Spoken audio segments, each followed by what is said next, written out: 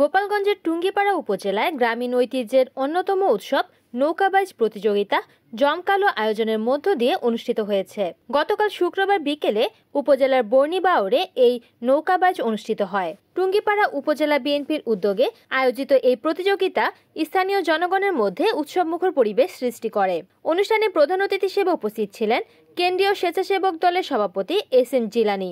প্রতিযোগিতায় অংশ নেন আরিফ শেখ, কুদরত বিশ্বাস, কবির গাজী, বীরেন্দ্র বিশ্বাস ও ফায়েক শেখের দল। তীব্র প্রতিদ্বন্দ্বিতাপূর্ণ এই নৌকাবাইজ শেষে বিজয়ীদের হাতে পুরস্কার তুলে দেন প্রধান অতিথি এস.এম. জিলানী।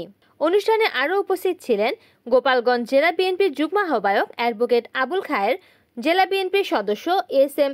তৌফিক, টুঙ্গিপাড়া উপজেলা বিএনপি যুবদল, ছাত্রদল সহ অঙ্গ ও সহযোগী সংগঠনের নেতাকর্মীরা।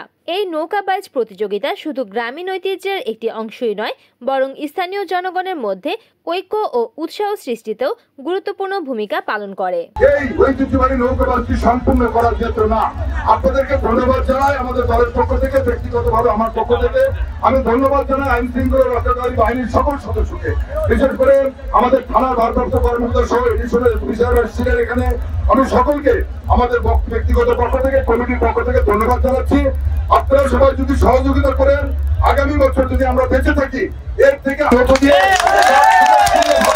এবং অনেক নৌকা এখানে আসবে, সেভাবে আমরা চেষ্টা করব এবং আপনারা আনন্দ উপভোগ করবেন।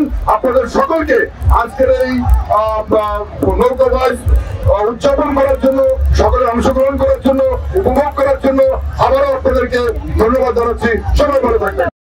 রিপোর্ট করেছেন গোপালগঞ্জ প্রতিনিধি হাবিবুল্লাহ খান হাবিব, NN TV।